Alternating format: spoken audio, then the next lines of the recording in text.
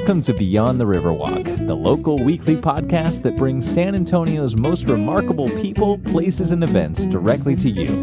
All links discussed will be in the show notes, so sit back, relax, and join Kevin and Melissa Barron as they ask the questions that you would. Now, let's get the conversation started. Well, welcome everyone back to Beyond the Riverwalk. This is Kevin, and with me is Melissa. Hi, guys. Well, we are thrilled to be back with you today. We are back in our next season, so to speak, of the show.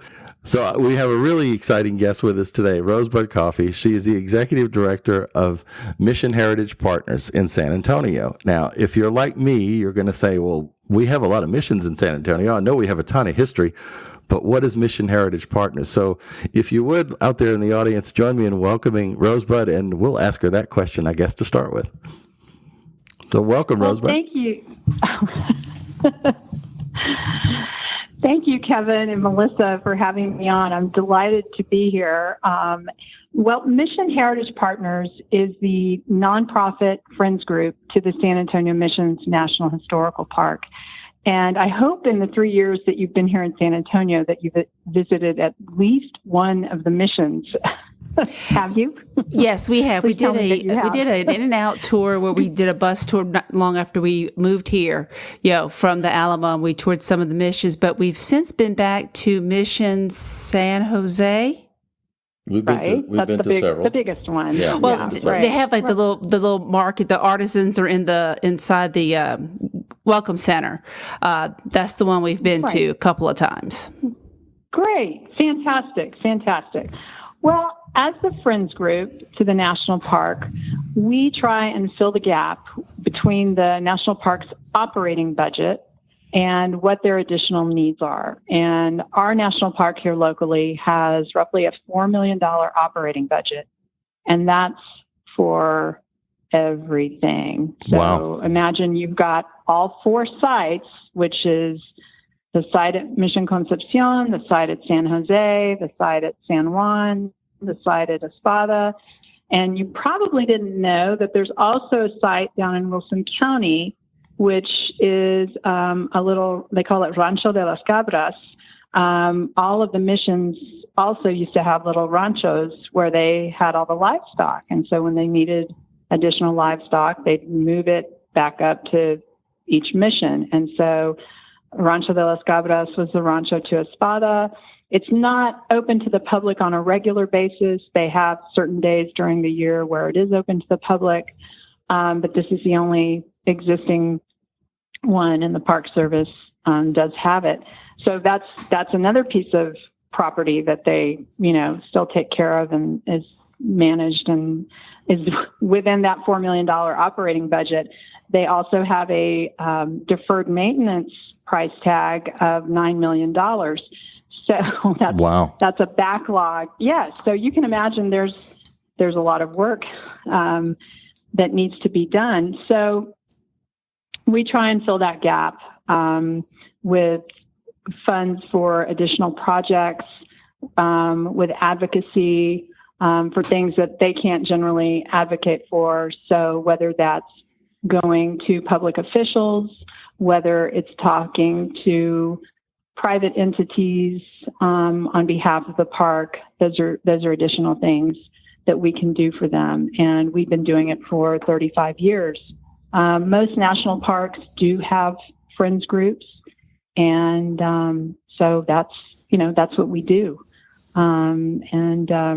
It's a wonderfully gratifying job to have, and it's great. Our offices are down at San Jose, on the grounds of San Jose, and I love it. I love being there. So how did you get into this? Because this is a pretty unique kind of role to have, as a career, also just in the city, I'm a native. Never in a million years did I think I'd be doing this.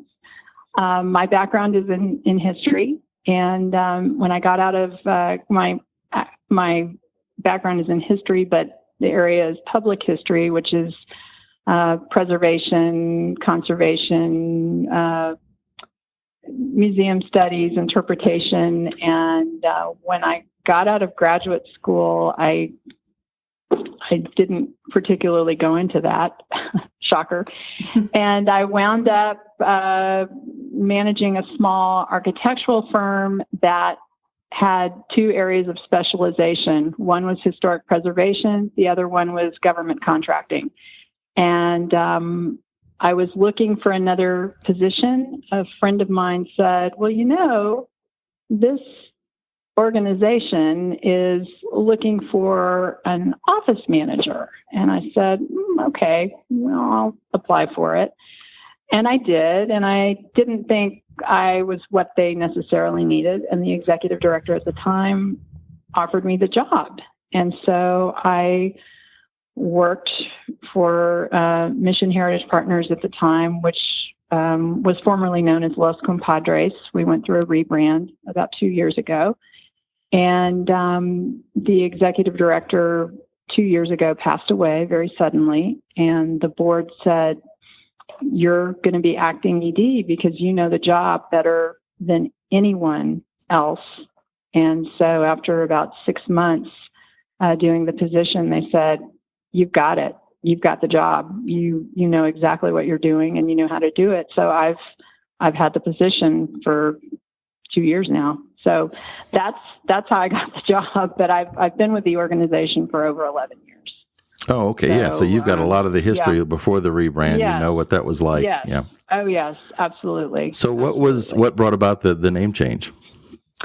In light of the World Heritage nomination in 2015, the board kind of took a step back and thought they wanted something that better identified the organization and who we were and what we did. And they just didn't think Los Compadres really identified who we were. And so there was a task force that was created, and this is the name that they came up with. So we, rebranded and new logo and, the whole 9 yards. So we're the same organization, same mission to preserve, protect, interpret, and help people enjoy the park. And, nothing else has changed particularly, just the name and the logo. But, that was just something that the board thought was needed. And so here we are. So 35 years later, still going strong. Still going strong, yeah. Well, when you think about national parks, I mean, people have been to them, I guess, all around the country. We've lived in various states, and the Great Smokies is one I remember going to as a kid for vacations and stuff. But you think about kind of a location. Now, we do have a location, so to speak, of the city here, the surrounding area. But these locations are kind of disjointed. I mean, that makes it seem like that would be relatively unique in how the parks are structured, I guess, around the country. But it's a unique in general, isn't it? What makes us, I guess, different than other national parks? There are a lot of things that make our park unique. I think there are many things. I'll just get into that. A lot of people don't even realize that our missions are part of a national park because I think a big misconception about national parks is that they're natural resource parks. People always think of the Grand Canyon or Yellowstone or Great Smokies, or they don't think of national parks as being urban parks. Wouldn't you say? People don't think of Golden Gate. They don't think of the Gateway to the West, the Arch in St. Louis. They don't necessarily think of Independence Hall. They don't think of Washington, D.C. and all the monuments, that being a national park. I mean, the White House is a national park. Did you know that? No, I had no idea. I didn't realize that. That's a national park, yes. Wow. So they don't particularly think of national parks as being urban parks. And so that's kind of a huge misconception that there are urban parks that are national parks. So that's, interesting thing number one. Also, one of the interesting factoids about our park or differences is that we are not a fee-based park. So if you go to Independence Hall and you want to go see the Liberty Bell, or you want to go inside Independence Hall, you have to pay a fee. We do not charge a fee at our park because at all 4 of the sites, we have active Catholic churches at all 4 sites.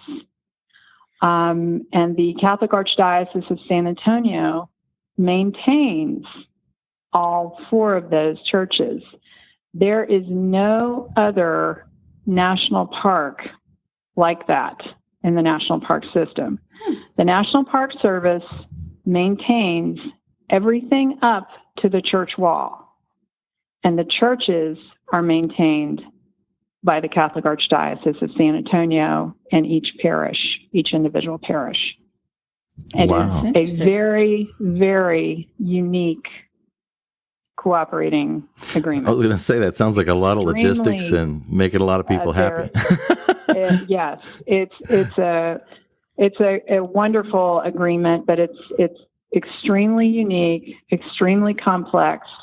I mean, there is nothing else like it in the national park system as far as working church, and the National Park Service like that. So it's very, very interesting. Father David Garcia with Old Spanish Missions Las Misiones, which is the fundraising branch for the churches for Old Spanish Missions. He sits ex officio on my board of directors. And so, everybody is working together for the common good, right? But it's a very, very complex relationship that we all have, so everybody knows what's going on, on both sides, but it's very complex, and there are lots of people involved at any given time. So that's an interesting little factoid that probably most people don't know about and don't realize. And I would guess there are a lot of people in San Antonio that don't realize. A lot of natives that don't realize that there is a national park in their backyard. Well, and I would say I'm ashamed to realize I had no idea that all 4 locations had active churches. I knew there were a couple, but I didn't realize all 4 of them did. All 4 of them are active Catholic parishes. Mm-hmm. Wow. Yep. Yeah. So the World Heritage Designation, though, is still relatively new, isn't it? I mean, it's only been a few years ago? Yes. It was designated on July 5th in 2015 in Bonn, Germany. That's when we, got the official designation, when they said, yes, you're it. And then we had a big celebration here in San Antonio later in October of 2015. It was very exciting. It took a long time to get. There were a lot of people that worked on it, both volunteers and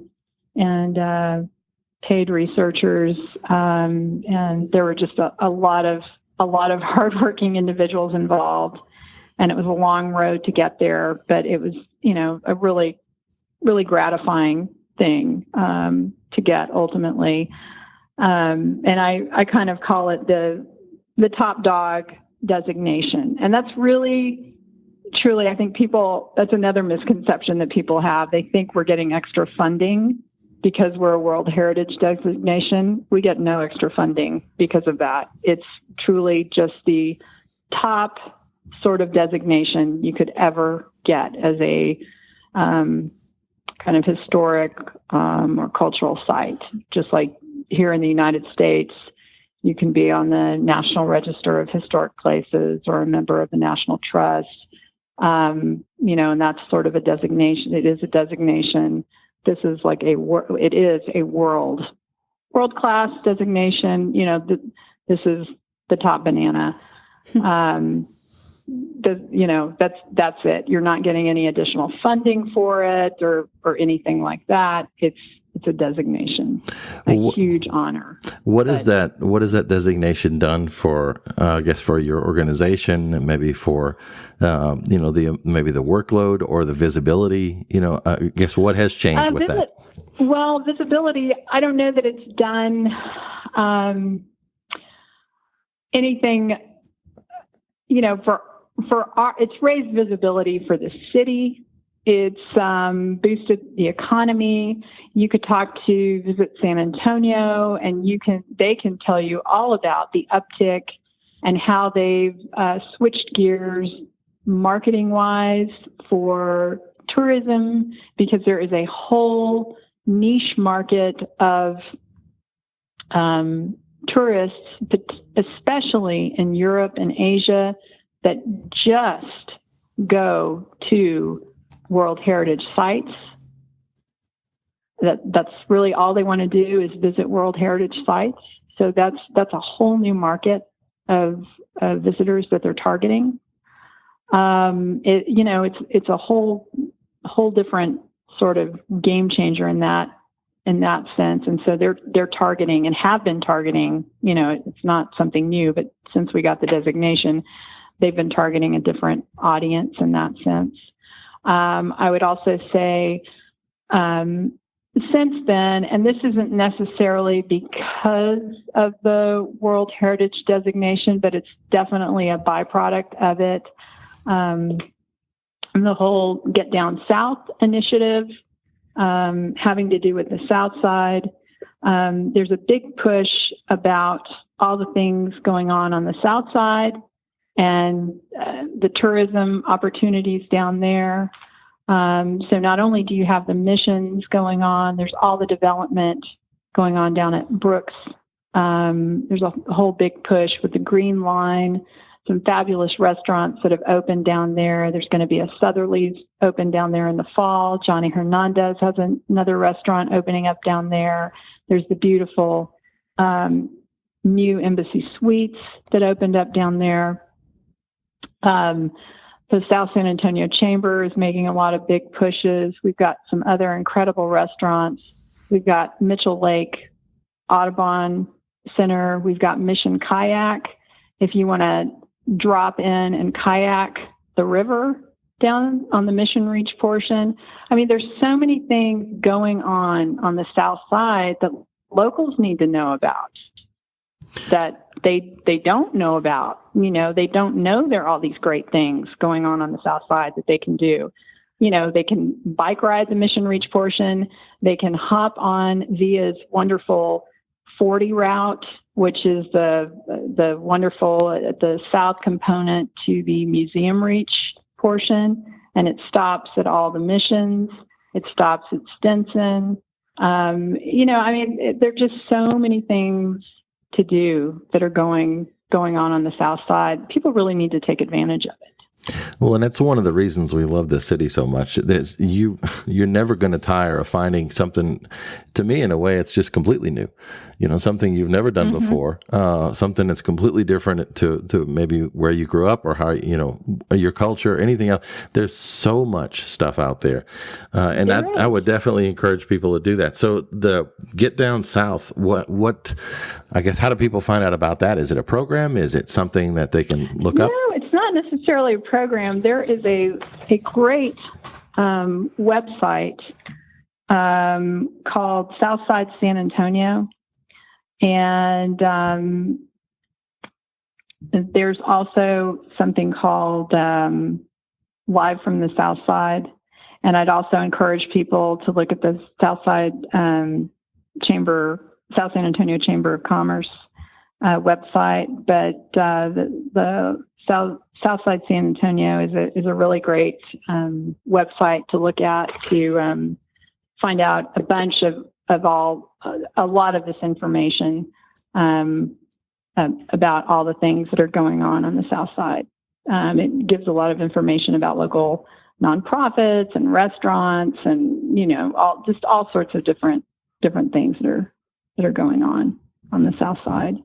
So, but they're Yeah. I'm sorry. Oh, that's okay. I was going to say, with all that happening, are there certain initiatives or different programs you guys are working on now through your organization? Are you doing any type of, recruiting for volunteers, any special fundraising events? What may be happening nowadays? Our big fundraiser is coming up on April 4th. She's right around the corner, which is our annual Make It Your Mission celebration, which is our annual gala. And it will be our 28th annual gala. We always hold it at one of the missions, and this year it'll be at Mission San Jose. And it's a really fun event because it's not your typical black tie function. It's generally the men. Have you lived here long enough, Kevin, to know what a guayabera is? Yes, the shirts. Yes. Okay. So I'm getting hip. Yeah, you're getting hip. You've lived here long enough to know what a guayabera is. Okay, so you've been inducted. Yes, so that's kind of the traditional, what the guys wear, guayabera and khakis, and women wear kind of something bright, colorful, fiesta, sundress, sort of, fun, something fun and cute, and flat heels are recommended. This is not something where the ladies want to wear their stilettos. We say flats or wedges because you don't want to break your ankles on the uneven ground, Melissa. So I can do that in flats, okay? I always tell the ladies, do not attempt to wear the high heels. And I see them, though, all the time, and I'm thinking, oh, gosh, never would that be me. So it's just a fun event. We have a great live auction and a silent auction. The arcade group always caters. Campanas de America, which I don't know if you all are familiar with. They're this incredible Grammy Award-winning San Antonio-based mariachi group is the entertainment. We have the charos out there at the beginning, greeting people on horseback during the cocktail hour. And we have about between 700 and 800 people there. And there's information on our website as to how to get tickets or tables or sponsorship information. And our website is www.missionheritagepartners.org. That sounds like a lot of fun. And this one, you said, I think you mentioned, was going to be, if not, I read it, is going to be at Mission San Jose. So is it outdoors? Do you have tents set up? It is outdoors. No, there is no tent. Okay. No tent. So April, I mean, even if it's early April, the way this year is going, it may still be cool, but San Antonio could heat up. So I can imagine that's probably better than the black tie in a lot of ways. Yes. Oh no, it's nice. There have been times where it's been a little cool. It'll cool off in the evening, and then there have been times where it's incredibly humid. I'm hoping Mother Nature is not as bipolar as she's been these past couple of weeks. We're some wood to knock on here. But yeah, so you just never know. You never know. So, well, it's a lovely, fun party. It sounds like it is. We're gonna have to do a little looking up on that one ourselves. Yeah. We've got our daughter is part of Fiesta Speciale, so she's special needs. Oh yes. And she's a Duchess this year. So our April is going to be kind of crazy. I understand. But that looks like it would be so much fun. I saw some of the Fiesta Speciale court last year at St. Anthony of Padua. They had some of them at Mass, so I'm very familiar with that. It's kind of neat. She's kind of a gamer. She's not all that outgoing, but she's got a great personality. And the neat thing is they have to attend 14 events throughout, Fiesta. So that's a lot. Much fun. Yeah, that's a lot. So it's getting them out of their comfort zone. So yeah, this would sound like would be a lot of fun too. Does she need some medals? Oh yeah, she actually is having her own produced as well. Oh, Oh, that's great. So that's great. It's going to be something. We're planning to schedule an interview with Melanie Cawthorn, who's the executive director for Fiesta Speciale for Disability SA, to talk a little bit about that. But to me, that's just kind of part of the culture of the city that's so amazing, and that you guys support in so many ways. So how do people that are like us that are just now learning? How do they learn more? How do they get involved? If I have time and not money, how can I help? That kind of thing. Okay, so we do have different membership levels, and there are 4 different levels, and they're also listed on our website, and we make it really easy for people to join. We have the Ranger level at $50, the Advocate at $100, the Conservator at $250, the Preserver at $500, and the Guardian at $1,000. And you can join online. It's super easy.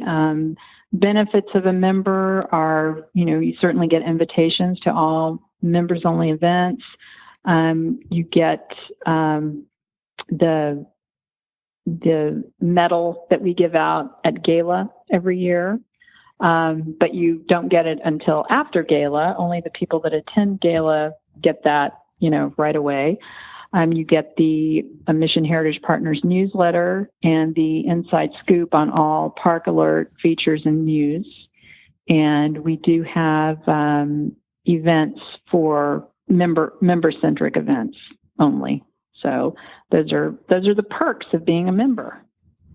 Now, are there volunteer opportunities? Like when you have these events, do you have volunteers that help support them, or other ways people can get involved? We do have volunteer opportunities. So if you wanted to volunteer for Gala, you could just let us know. We don't have as many volunteer opportunities at present, potentially, as the park does. The volunteer opportunities in the park are probably more substantial than what we offer. And they actually a project that we fund for the park is called Volunteer in Park Program.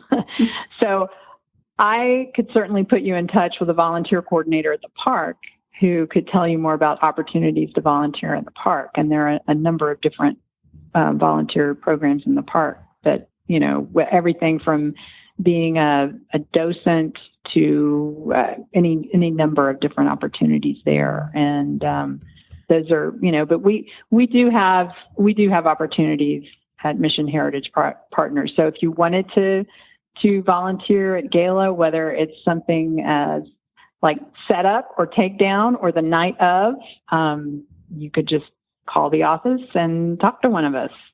Yeah, absolutely. Well, I will I'll pull the links for the memberships, and also I'll look for the links for the volunteer side for the parks as well, and try to put that here. Okay, I don't know that there's are you talking about the park yes. or for us?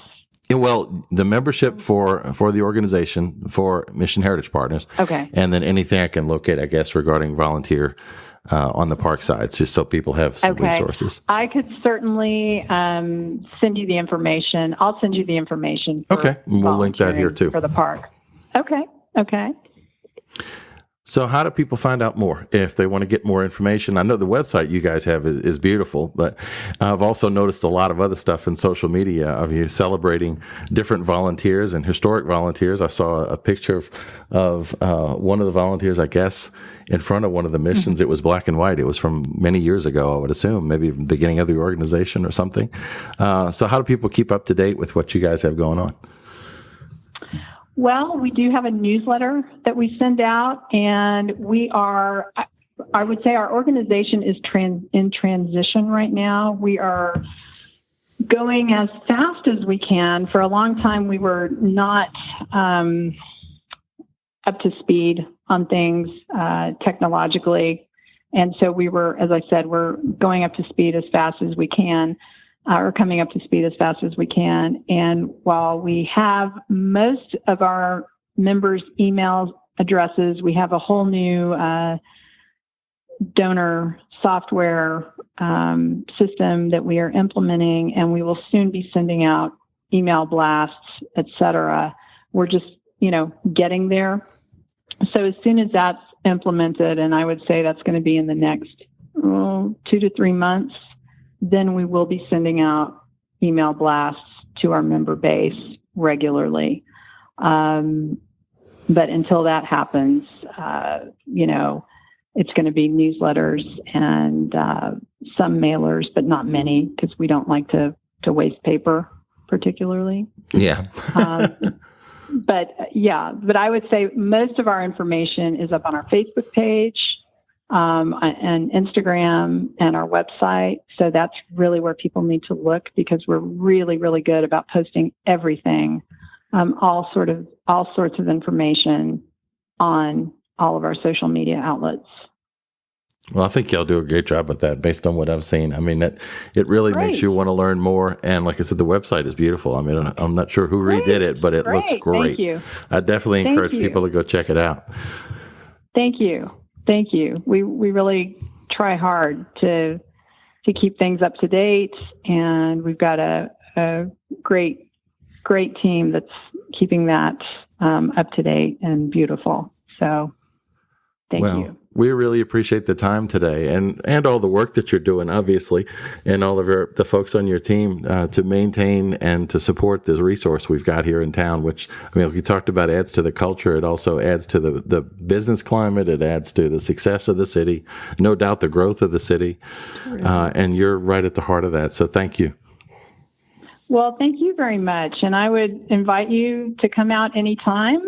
The next time you're out at San Jose, please come out to our office and say hello. We're right on the grounds of San Jose. And just give us a call. Well, we'll plan to do that, and we'll bring you. Oh, no, thank you. Yeah, we would definitely love to. We'll do that. We'll plan to, and we'll bring you one of our daughter's Fiesta medals. We can trade. We'll make a trade. I'll take one of yours, and we'll give you one of our super duper Gala medals. That's awesome. She can have one, and so can you all. There you go. Well, thank you very much. We really appreciate it. And please pass along the thanks to everyone on your team and for helping to coordinate this, because this was a pretty quick turnaround in terms of scheduling, and it's one of those things we were hoping to be able to do, and we're really appreciative of the opportunity. Well, thank you, Kevin and Melissa. Really enjoyed this. All right. We'll talk to you guys soon. Take care. Okay. Take care. Bye-bye.